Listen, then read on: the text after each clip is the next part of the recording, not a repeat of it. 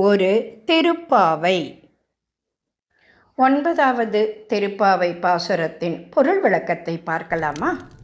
பிரகாசமான நவரத்தினங்களால் கட்டப்பட்ட மாளிகையில் சுற்றிச்சூழ விளக்கெரிய நறுமண திரவியம் மனம் வீச அழகிய பஞ்சு மெத்தையில் உறங்கும் எங்கள் மாமன் மகளே, உன் வீட்டு மணிக்கதவை திறப்பாயாக.